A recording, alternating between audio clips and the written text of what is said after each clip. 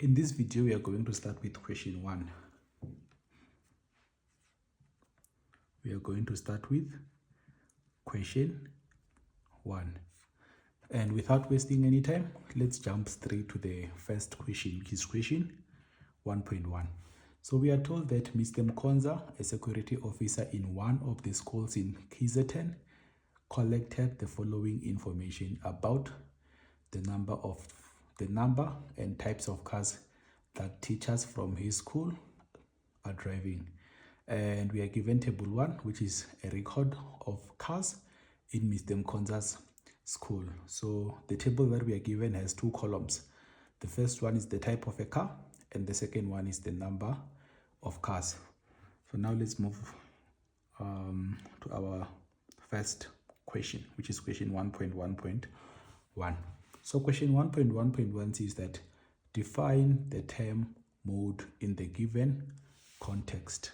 So we all know that a mode is a number appearing the most in the data set. And in our case, the data set consists of the number of cars. So in this context, the mode will be, or we can say the mode is the type of a car that appear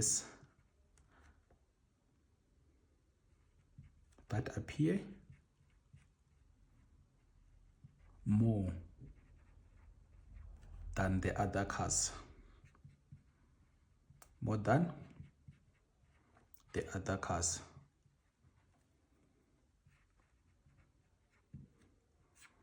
So this is our mode. So in most cases, you will see that it is called a mode, but in other cases, they can also use the word modal. So these words are used interchangeably, but they mean one and the same thing.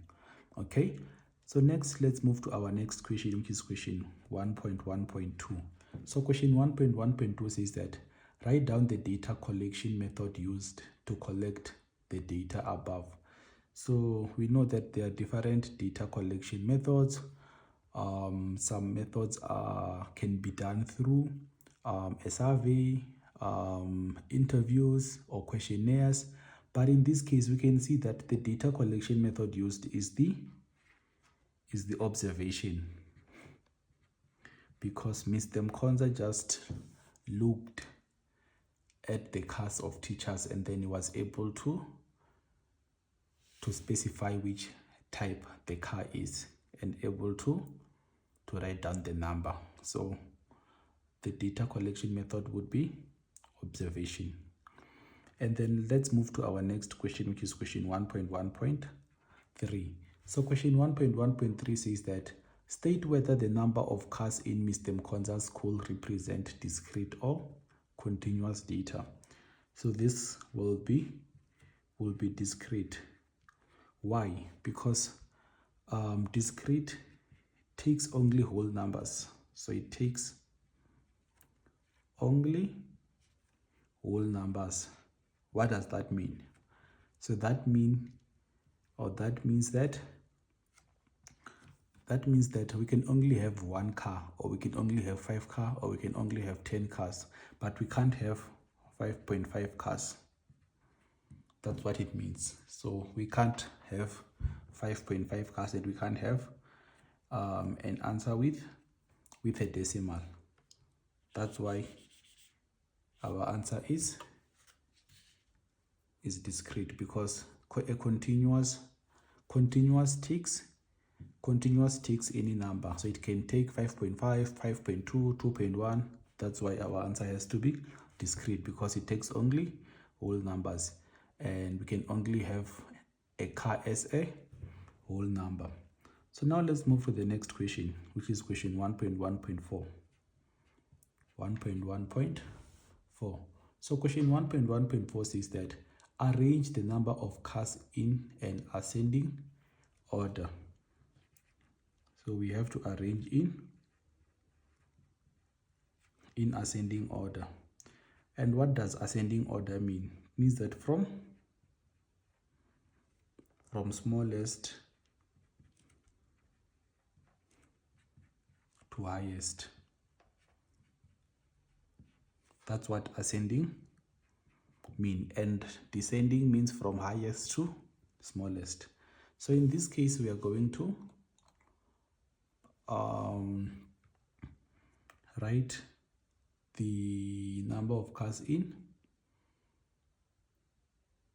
We are going to arrange the number of cars in ascending orders, in an ascending order, meaning that we are going to write from smallest to highest. So let's check the number of cars that only has one car. So we can see that if we calculate, we can see that we have 1, 2, 3, 4, 5, 6, 7, 8. So we have 8. So we have 1, 2, 3, 4, 5, 6, 7, 8. So we have 8, and we have 2 2s. We have 2 2s, and then we have 7, meaning that in total we should have 1, 2, 3, 4, 5, 6, 7, 8, 9, 10, 11. Let's check. So we have 1, 2, 3, 4, 5, 6, 7, 8, 9, 10. So it's 1, 2, 3, 4, 5, 6, 7, 8, 9, 10, 11. So the type of cars needs to be 11. Okay, so now we have written our number of cars in ascending order. And now let's move to the next question, which is question 1.1.5. So question 1.1.5 says that write the number of OD to Jeep cars as a ratio. So we need to write the number of OD to Jeep.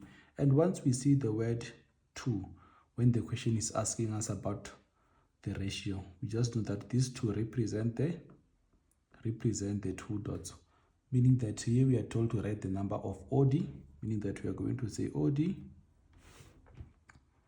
We are going to say OD 2. Remember the 2 is represented by the 2 dots. So we'll say OD 2 to Jeep.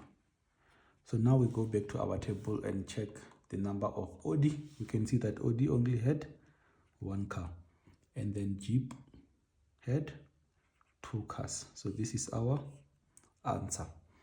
Okay, so now let's move to the next question, which is question 1.1.6. 1.1.6. So question 1.1.6 is that calculate the total number of cars in Mr. Mkonza's school, meaning that we need to calculate the total number of cars. So what we need to come and do here, we just remember we arranged them in ascending order, meaning that to calculate the number of cars, we're just going to add up everything. So we have 8, so we have 8 ones, so it's 1, 2, 3, 4, 5, 6, 7, 8, plus we have 2 2s, and then plus 7. Then we'll be able to get our answer. So let's quickly plug that into our calculator and see how much our answer will be. So we are going to say 1 plus 1 plus 1 plus 1 plus 1 plus 1 plus 1. So we have 1, 2, 3, 4, 5, 6, 7 plus 1, then plus 2 plus 2 plus 7. And our answer will be 19. So that's question 1.1.6. And now let's move to the next question, which is question 1.1.7. But before we do that, we need to create space so that we can have enough space. Okay? And don't forget to like and subscribe so that when we upload, you can be notified and you can be able to see the videos quickly. Okay, so now let's move to the next question, which is question 1.1.7. So question 1.1.7 says that write down the probability of having a Dodge car in Mr. Mkonza's school. So once we are told to write the probability, we know that we need to divide by in this case we are talking about cars, meaning that we need to divide by the total number of cars. Total number of cars. And then we are told to write the probability of having a Dodge car, meaning that up here we will have the number of Dodge cars. Number of Dodge cars. And if we look at our table, we can see that the number of Dodge cars was just 1. And the total number of cars were 19, as we calculated in question 1.1.6. So this will be our answer. So we can either leave it like this, or we can plug it in our calculator and write it as a decimal, meaning that we are going to say 1 divided by 19, and it will be 0.05. 0.05. Okay, and that's our final answer. So now let's move to the next question, which is question 1.1.7. 1.1. Not 1.1.7, 1.1.8. 1.1.8. So question 1.1.8 says that Mr. Mkonza washes teacher's cars during his spare time at a cost of 50 Rand per car. Calculate the amount he receives from washing all the VW Polo cars. So in this case, we have 7 VW cars. So if he washes all the 7 VW cars, it means that we are going to say 7 multiplied by 50, because he charges 50 Rand per car, meaning that Mr. Mtembo will get, so we'll say 7 divided by 50, which will be 350. 350. And that will be our answer for question 1.1.8. So now let's move to the next set of questions. So the next set of questions would be question 1.2. So maybe before we do that, we can just create more space so that we don't have to rerun again. So now we'll be moving to question 1.2. Question 1.2. Question 1.2. So we are told that Miss Radebe recently bought a kitchen scale to assist her when cooking or baking. And then table 1 shows the picture of Bura kitchen scale KS25. And the details are given. So we are told that the kitchen scale is with blue illuminated display and bowl with 1.2 liter capacity, and the maximum weight or capacity of 3 kg, and the size of 22 by 15 by 5 centimeter, and it also has a 5-year warranty. So we are told that we need to use table 1 and the information above to answer the question that follow. So we are going to start with question 1.2.1. Okay, so question 1.2.1 says that give the name of the scale shown in table 1. So we can all see that the name is Bura. The name is Bura Kitchen. Bura Kitchen scale KS25. Okay, so now let's move to our next question, which is question 1.2.2. 1.2.2. So question 1.2.2 says that write down the units in which the mass of the bowl is measured. So we can see that it is measured in grams. It is measured in grams. So we can either say grams or kilograms. Okay, so now let's move to our next question, which is question 1.3.1. 1.2.3. 1.2.3. So question 1.2.3 says that write the maximum weight or capacity of the scale in grams. So the maximum weight in our picture, maximum was 3 kg. So if we need to write 3 kg in grams, it means that we need to convert it into grams. And if we are converting kg to grams, we know that we multiply by 1000.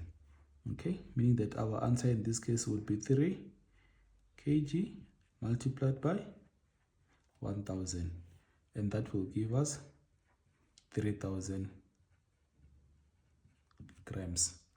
Okay, so now let's move to the next question, which is question 1.2.4. 1.2.4. So question 1.2.4 says that convert the 5-year warranty to months. So we are converting the 5-year warranty to months. And we know that in a year we have 12 months, meaning that we'll just have to come and multiply by 12. And if we multiply 5 by 12, our answer will be 60, meaning that the final answer would be 60 months. Okay, so now let's move to our next question, which is question 1.2.5. 1.2.5. So question 1.2.5 says that the probability of randomly selecting a future that talks about the weight in all futures is 1.7, is 1 over 7. Write this probability in a decimal form and then round to 2 decimal places. So we are given a probability of 1 over 7. So if we need to write it in a decimal form, we just come and say 1 divided by 7, and then our answer will be 1 divided by 7.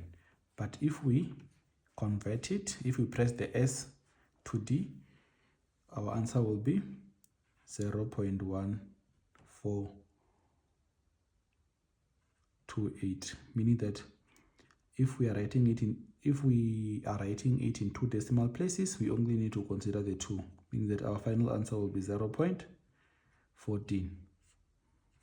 Okay, and the 4 remains the same because here we have 2. Okay, so now let's move to question 1.2.6. 1.2.6. So question 1.2.6 is that Miss Radebe requests her friend to buy her the table that has a scale of 1:10, and then we are told to name the type of scale given above. So the scale is 1:10. So we can see that this is a number scale. A number scale. So we can either say a number scale or we can say a numerical scale. A numerical scale. And that brings us to the end of question 1.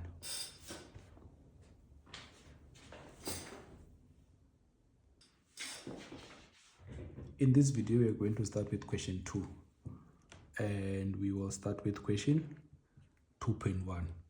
So we are told that Miss Nkala has decided that she needs to start saving money to go on a holiday in December.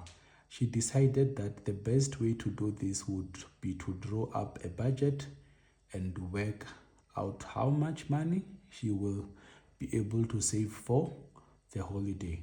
She saved all the money left over after her expenses into her monthly holiday. So we are given the Miss Nkala's budget for June to November. Okay, so we are told that use table 2, which is on the right, and the information above to answer the questions that follows. So we are going to start with question 2.1.1. So question 2.1.1 says that define the term monthly income in the given context. So monthly income would be monthly income would be, so we know that monthly income is money received per month. So we can see that it is money received per month by Miss Nkala.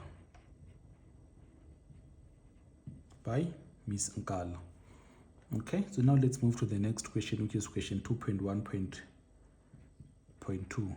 So question 2.1.2 says that calculate the amount of money that Miss Nkala put into savings every month, and that is A in this context, because A is not given, so we need to calculate A.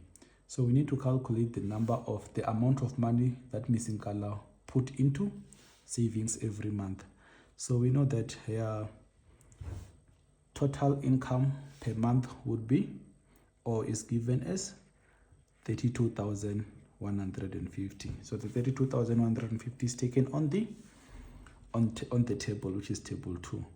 So now we need to calculate how much 9% is. So we'll just come and say 9 divided by 100. So we can either say 9 divided by 100, or we can say multiplied by just 9%. So you can also plug the percentage on your calculator, but the answer should be the same. Okay, so in this case, we know that to get how much 9% is, we are going to say 32,150 multiplied by 9 divided by 100. And we can see that Miss Nkala puts or saves 2,893.5 every month. Okay, so now let's move to our next question, which is question 2.1.3. Question 2.1.3. So question 2.1.3 says that calculate the total expenditure of the Nkala household. So now we just add everything on the right hand side. So we can see here monthly expenditure is given on the table. So in this case, we're just going to add everything on the table, and we'll also add the savings. So we'll also add the one that we just calculated, which is A, because you can see that it is part of our monthly expenses. So we're just going to plug that into our calculator. So we are going to say 1,260. So you can just look at the table as I am typing here, because these are amounts on the table. So it's 1,260 plus 5,600 plus 2,320 plus 1,420 plus 340 plus 1,150 plus 2,950 plus 1,400 plus 2,900 plus 850 plus 1,250 plus 900 plus 800 plus 750, and then plus A, which is 2,893.5. So A is the one that we calculated. So this is A, as you can see on the table, and our answer would be 26,783.5. So this is the total expenditure of the Nkala household. So it's 26,783.5. Okay, so now we will be moving to the next set of question, which is question 2.1.4. 2.1.4. So we are given a scenario to work out question 2.1.4. So we are told that Miss Nkala's family of 3, herself, husband and son, found 2 different accommodation options for their holiday. The family has decided they will stay over for 3 nights, and they have found out that the cost of a dinner meal for 3 people will be a minimum of 400, and the family will pack sandwiches for lunch. So this option 1, which is for KZN, bed and breakfast, and offers accommodation for 750 per day for the entire family, and this cost includes only breakfast. So it only includes breakfast, but it does not include dinner. Okay, so this option 2, which is 3105 hotel, and it offers accommodation for 1,400 per day for the entire family, and this includes all meals and access to many entertainment facilities. So we are going to use this information to answer the questions that follows. So we are going to start with A. So A states that show by calculations which option would be the cheapest. So we are going to start with option A. So we can see that option A, they will only be paying 750 per night. And remember, if we go back to our scenario, we can see that they are going to be staying for 3 nights, meaning that we are going to multiply by 3 and see how much they will pay if they go with option A. So it will be 750 multiplied by 3, which is 2,250. So our answer will be 2,250. And then option B, they are going to be paying 1,400 per day, and they are staying for 3 nights, meaning that if we multiply by 3, our answer will be, so we'll just come and see 1,400 multiplied by 3, and the answer will be 4,200. So we can clearly see that the best option, or the cheapest, not the best, but the cheapest option would be option A.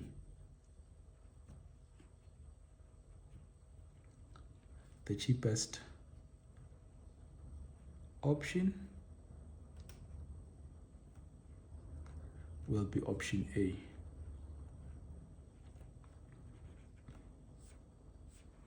Okay, because now we have to compare 4,200 and 2,250. So we can see that 2,250 is smaller than 4,200.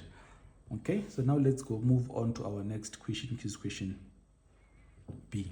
So question B says that give a reason why the family might choose the expensive option. So the family might choose the expensive option because it covers all the meals, so they won't have to pack any sandwich or to buy any dinner. So everything is covered inside the 1.4. And another reason would be because it has many entertainment facilities. You can say because it has many entertainment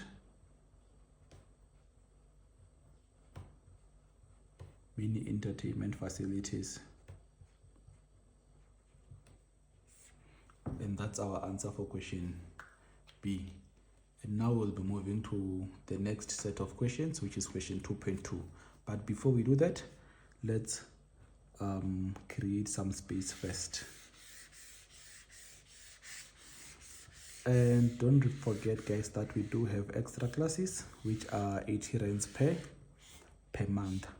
So if you want to join, you can just send a message on WhatsApp on the number that you are seeing on the screen.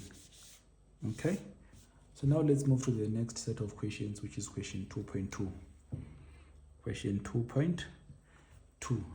So question 2.2, so we are told that 3105 hotel offers parking at rates showed below, and then they offer prepaid and postpaid payment options. So we can see that table 3 shows the parking tariffs, and there are two types of parking. There is the shaded parking and the open parking. So now let's go ahead and try to answer the set of questions based on the statements that we are given. So we'll start with question 2.2.1. So question 2.2.1 says that determine the amount that a person pays for parking 6 hours 30 minutes on a shaded parking. So the prices are given in range. So if a person spends 4 to 12 hours, they have to pay 45 rand.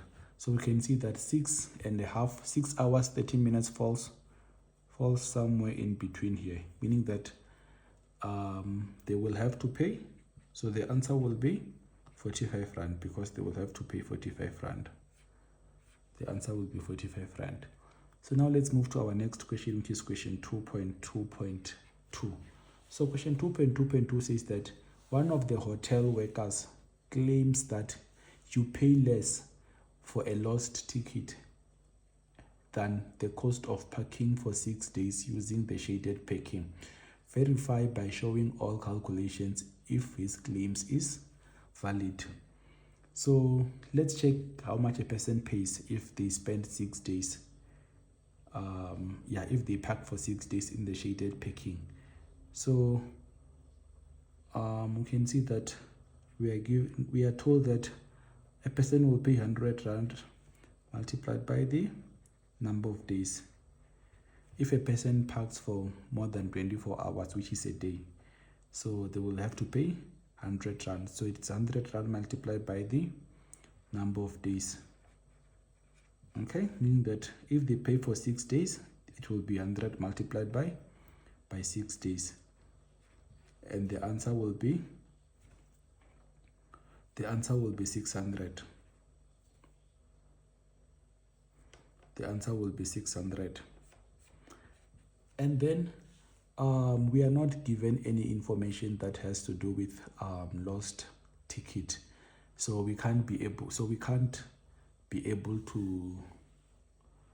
compare the two prices. If we were given an amount for a lost ticket, then we're going to be able to compare and see which one is cheaper, but we are not given that information, so I'm assuming that they have forgot to include that information. Okay, so our answer for question 2.2.2 will end here, and now we are done with question 2.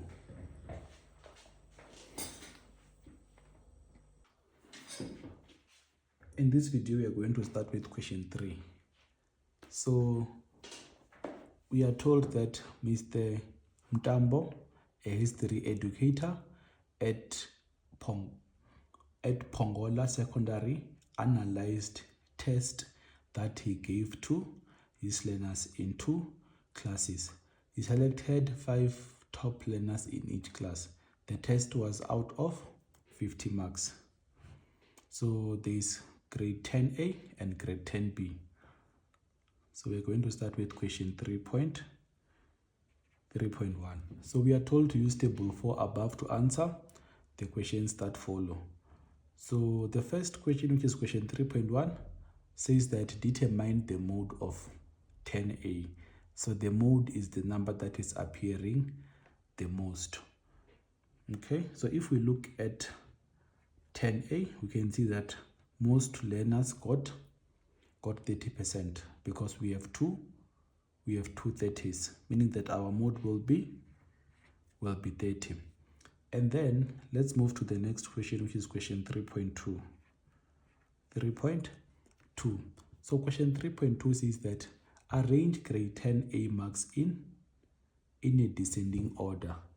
So we know that descending order.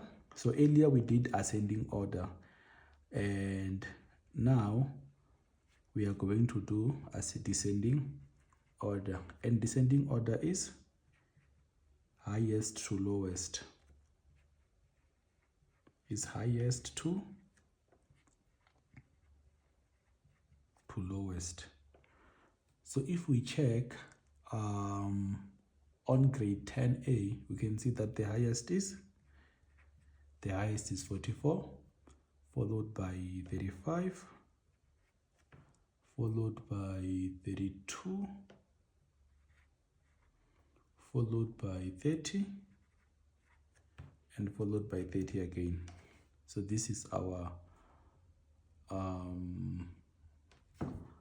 order in descending. Okay, so now let's move to the next question, which is question 3.3. So question 3.3 says that if the top 5 learners in grade 10A are only 10% of the class, what is the total number of learners in 10A? So I'll read the question again. The question says that if the top 10 learners in grade 10A are only 10% of the class, what is the total number of learners in grade 10A? So we are looking for the total number of learners.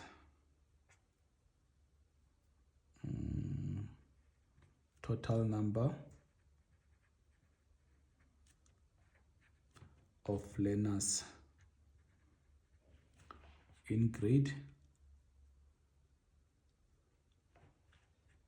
10A. Okay, so we use the formula which says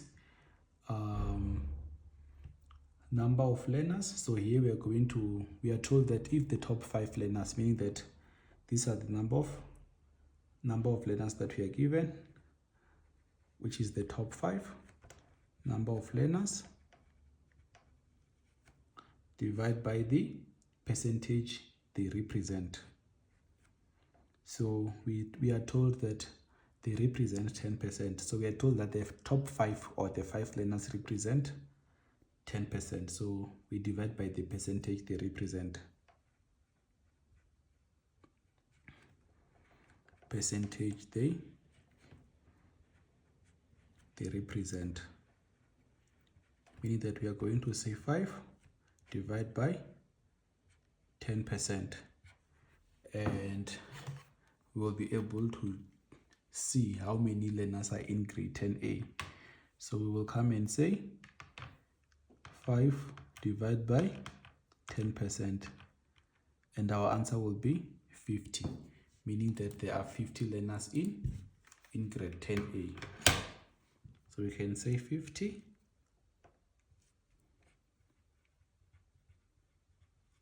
learners. Okay, so now let's move to the next question, which is question 3.4. So question 3.4 says that which grade performed better and why? So if we look at grade 10A and 10B, we can see that the grade which has the higher marks is grade 10B, because if we start by comparing the highest in grade 10A, we can see that the highest in grade 10A and the highest in grade 10B got the same mark. So they both have 40, they've both got 44, but the second highest was in grade 10B and both of them got 36. So we can see that the grade that performed better would be grade 10B. Grade 10B, and the reason would be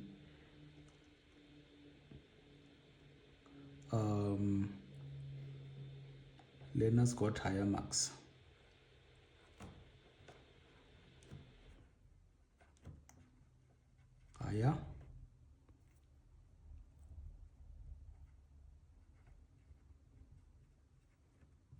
Higher marks in 10B.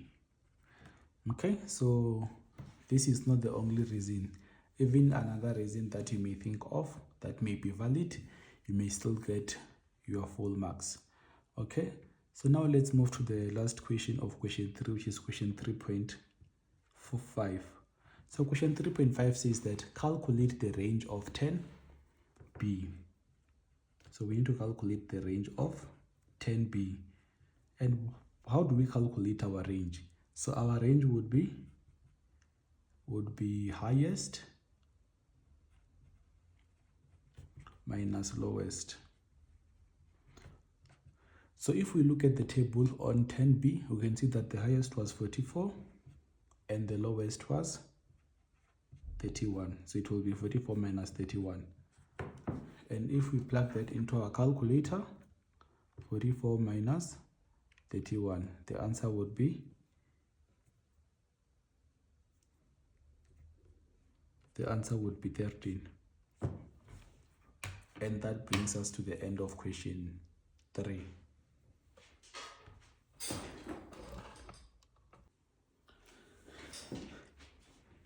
In this video, we are going to start with question 4.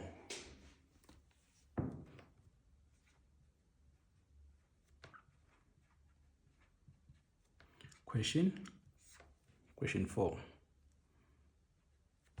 Okay, so we are told that annexure A shows the map with regions of KwaZulu-Natal.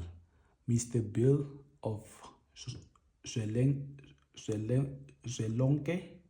is planning to drive to Swaziland from Ulundi in KwaZulu-Natal, okay, for a holiday. He uses the map in annexure A to decide other places to visit.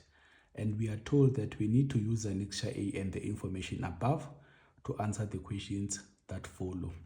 So our first question is going to be, so this is question 4.1, and we'll start with question 4.1.1.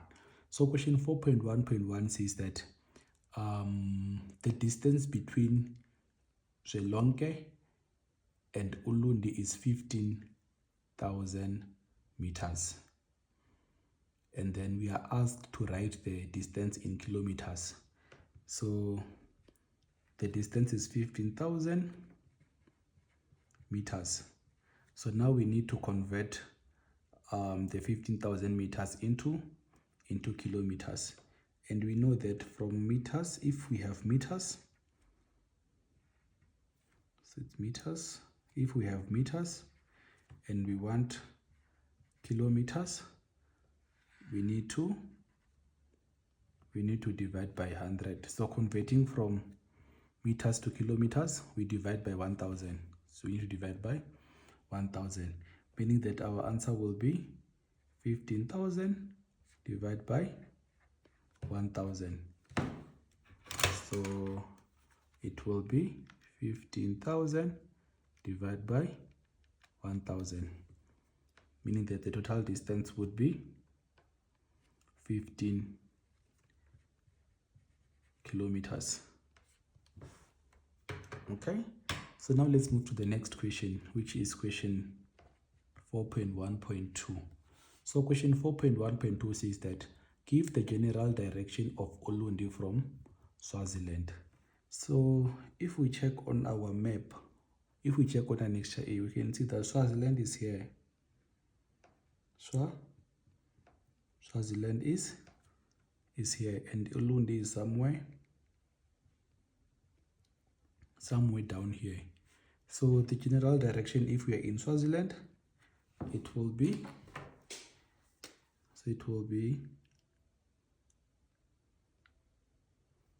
something like this.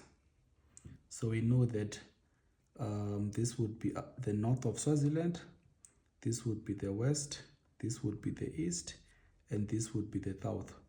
So we can see that Ulundi is in the south of Swaziland, meaning that our answer would be south. So the general direction would be south. Okay, so now let's move to the next question, which is question 4.1.3. 4.1.3. So question 4.1.3 says that give the name of the province that is south of Swaziland. Give the name of the province that is south of Swaziland. So if we go back into our scenario, we are told that Mr. Bill of Zwelonke is planning to drive to Swaziland from Ulundi in KwaZulu-Natal. So we are told that Ulundi is found in KwaZulu in KwaZulu-Natal, meaning, and Ulundi is found in the south of Swaziland, meaning that the province that is in the south of Swaziland would be KwaZulu-Natal. I hope that makes sense. KwaZulu-Natal. Okay, so now let's move to the next question, which is question 4.1.4. 4.1.4. So question 4.1.4 says that the distance from Ulundi to Swaziland is 330 kilometers. It takes 1 hour to travel a distance of 120 kilometers. Calculate the number of hours it takes to travel to Swaziland. Okay, so we know that to travel to Swaziland it takes 330. So to calculate the number of hours, we are going to say 330 divide by 120, because we know that it takes 1 hour to travel 120 kilometers. So here we are looking for hours. So if we say 330 divided by 120, we can see that it takes 2.75 hours to travel to Swaziland. And the question says that calculate the number of hours it takes. So it is 2.75 hours, but we need to give our answers in hours and in minutes, meaning that it would be 2 hours and how many minutes. So to calculate how many minutes it would be, we just come and take the 0 point. So we come and take 0.75 and multiply by 60, because we know that in an hour we have 60 minutes. So to find the minutes, we just multiply by 60. So we'll come and say 0.75 multiplied by 60, meaning that it takes 2 hours and 45 minutes. So if you're wondering where the 0.75 is coming from, remember this is 2.72 hours. So the 2 hours is already in hours, so we don't need to convert it. So if we say 2 minus 0.75, not 0. If we say 2.75 to make it easier to understand, if we say 2.75 minus 2, we are left with 0.75. So that's where the 0.75 is coming from. So it's given in hours. So 45 minutes in hours is equals to 0.75 hours. But 0.75 hours in minutes is equals to 45 minutes. So this will be our answer. So now let's move to the next set of questions, which is question 4.2. Okay. Let's try to create a bit of space for that. Let's not wrap everything, because maybe we might need some information that we already have. So maybe we can just wrap everything and leave our direction map for now. So now we are moving to question 4.2. Okay, so we are told that Mr. Bill will travel from Ulundi to Richards Bay. Ulundi to Richards Bay. Okay, let's just wrap everything once. Okay, so we are told that Mr. Bill will travel from Ulundi to Richards Bay to pick his son. His car travels 19.62 kilometers per liter. Kilometers per liter, and the cost of petrol is 19.80 per liter. Okay, so we are told to use the information above to answer the questions that follow. So we are going to start with question 4.2.1. So question 4.2.1 says that name the towns Mr. Bill will pass on his way to his son, including destination. So the destination would be Richards Bay, because we are told that Mr. Bill will travel from Ulundi to Richards Bay. So the destination would be Richards Bay, because the question says that name the town Mr. Bill's pass on his way to his son, including his destination, while counting his destination as well. So his destination is Richards Bay. And if we look at the map, we can see that he will also pass a town called Empangeni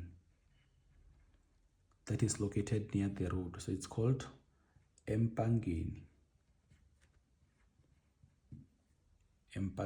So that's our answers for question 4.2.1. And now let's move to question 4.2.2. 4.2.2. So question 4.2.2 says that how many liters of petrol will Mr. Bill need for the return trip from Ulundi to Swaziland? So we know that from Ulundi to Swaziland, it takes 300 kilometers for going. So they said for a return trip, meaning that he still needs to come back. So it's for going and coming back, meaning that it's 300 for going and 300 for coming back, meaning that the total will be 600 kilometers. Okay. So the total would be 600 kilometers. So we are asked that how many liters of petrol will Mr. Bill need for the return trip from Ulundi to Swaziland? So we are also told that his car travels 19.62 kilometers per liter, meaning that to find our answer, we are going to say 6,000 kilometers divided by 19.63. 19.63, because his car 19.60, not 63, 19.62, because his car travels 19.62 per liter. So to find out how many liters of petrol he will need, we just divide the 600 by 19.62, and then it's 600, not 6,000, hey, 600 divided by 19.62, and we can see that the answer would be wait, let's check something first. So to travel from Ulundi to Swaziland, it's not 300, it's 330. So it's 330, meaning that in total it will be 660 kilometers, meaning that we need to come and say 660. So if you check question 4.1.4, we are given the distance of traveling from Ulundi to Swaziland.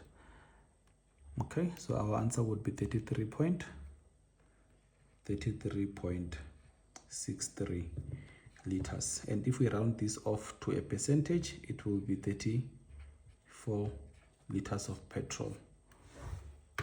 Okay, so now let's move to the next question, which is question 4.2.3. So question 4.2.3 says that, hence, calculate the amount that Mr. Bill will need for petrol. So we need to calculate the amount that he will need for petrol.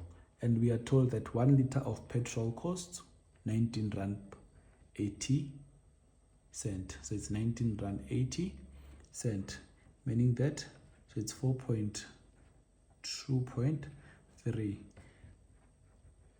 So we're going to take the 34 liters multiplied by 19 rand 80, because 1 liter costs 19 rand 80. So this is how much you will spend on petrol.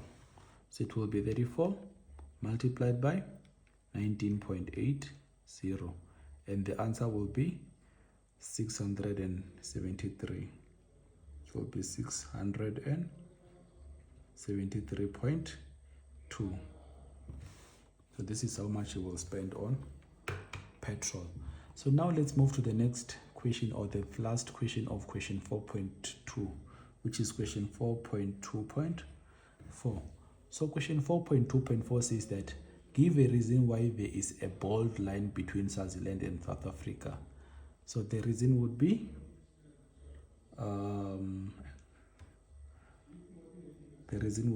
a border, because there is a border.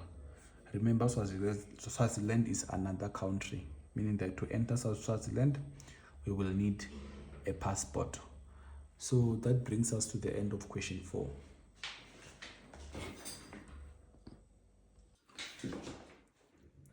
In this video, we are going to be working on question 5. So we are going to be working on question 5. Okay, so we are told that Miss Nxumalo sells scones, and she uses the ingredients below to bake her scones. So we have the picture of magic 3 ingredient scones that serves 6 people, right? And we are told that the magic 3 ingredient scones, she uses 4 cups of self-raising flour and 300 milliliter of lemonade and 300 milliliter of cream. And then she cook and bake original non-stick spray. So she uses cook and bake original non-stick spray. And the preparing time is 5 minutes and the cooking time is 15 minutes. Okay, and 1 cup is equals to 236.59 milliliters. So now let's go ahead and answer our set of questions.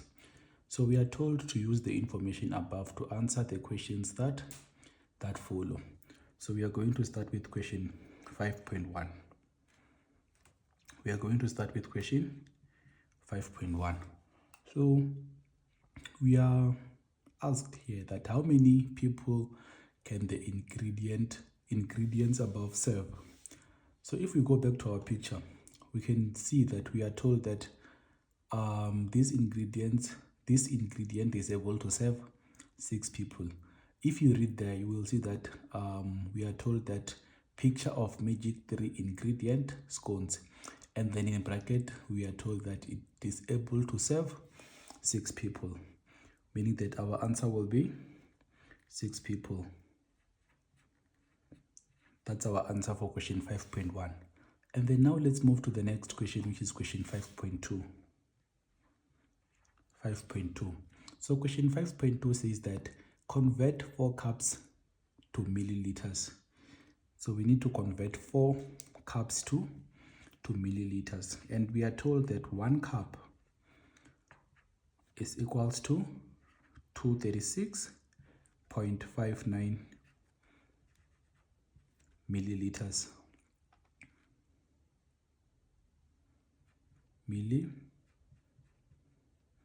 Milliliters. We are told that 1 cup is equals to 236.59 milliliters. Okay, so in this case we need to convert 4 cups into milliliters, meaning that we are going to say 4 multiplied by 236.59. Remember that 1 cup is equals to 236.59, meaning that if we have 4 cups, we just multiply by 4, and then our answer will be 4 multiplied by 236.59, which is 946.36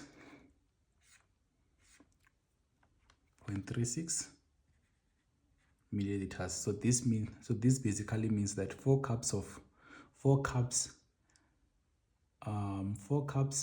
is equal to 946.36 milliliters. So we were converting cups to milliliters. Okay, So now let's move to the next question, which is question 5.3. So question 5.3 says that calculate the total cooking time in hours. Round off your answer to 2 decimal places. So we need to calculate the total cooking time in hours. First, we need to identify the total cooking time in minutes.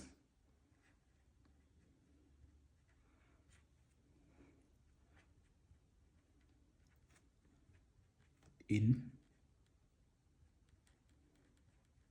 minutes. And if we look on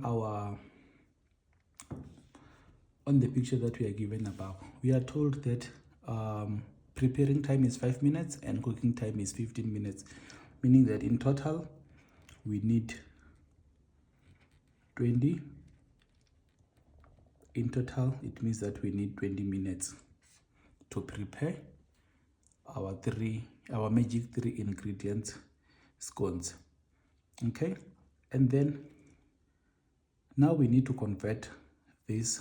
Now we need to convert our minutes into hours.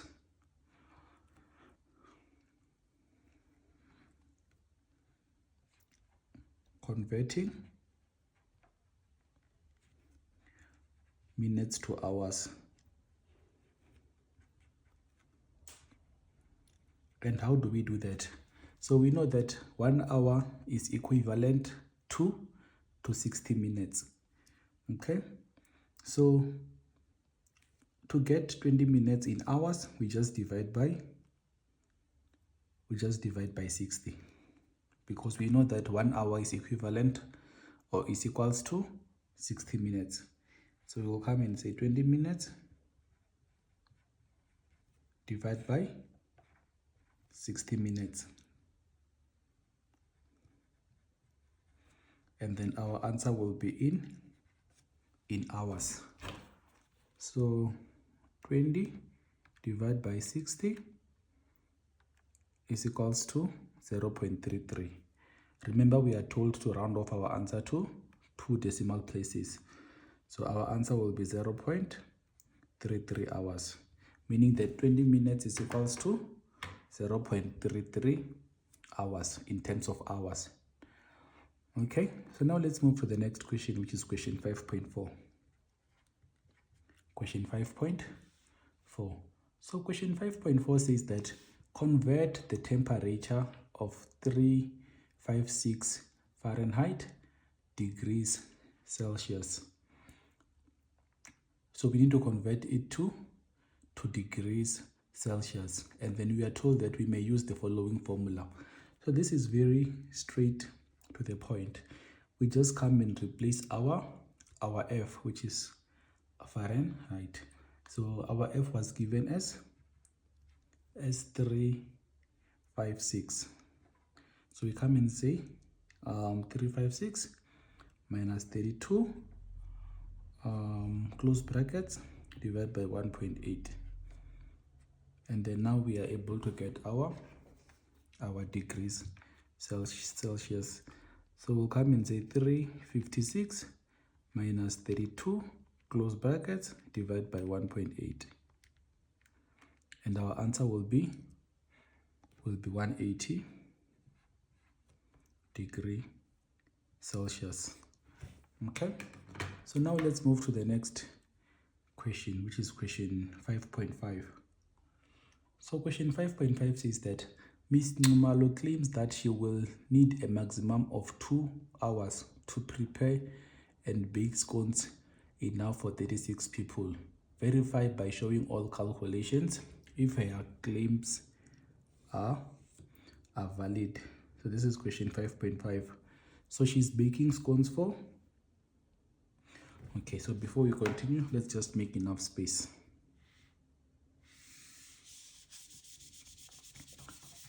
Don't forget to like, share, and subscribe, guys, so that when we upload new content, you will be able to find it quicker.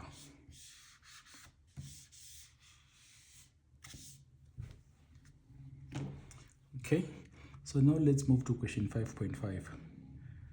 So we are told that Miss Numalo claims that she will need a minimum of 2 hours to prepare and bake scones enough for 36 people. Verify by showing all calculations if her claim is valid. So first, we need to check how many ingredients we will need for 36 people. So we know that the ingredient that we use is only able to serve 6 people. So now let's check how many ingredients we will need to serve 36 people. So first we will look for the number of ingredients. Number of ingredients. So we'll say is equals to 36 divided by 6, because we know that one ingredient is able to serve 6 people. So 36 divided by 6, meaning that we will need 6 ingredients to do that. Okay, and we know that to bake one ingredient we need 20 minutes. Okay, meaning the baking duration.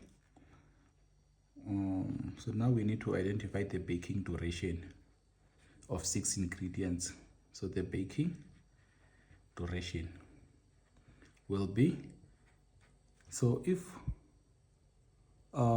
we have only one ingredient, it takes us 20 minutes. But now we have 6 ingredients, meaning that we need to multiply the 20 by the number of ingredients.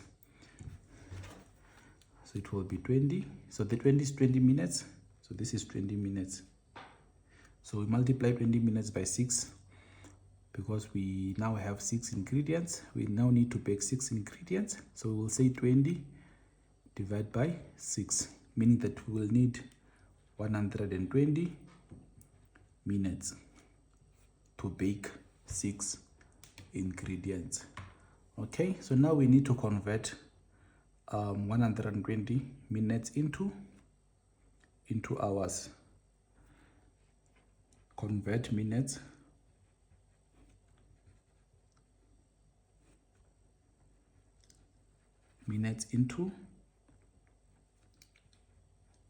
into hours.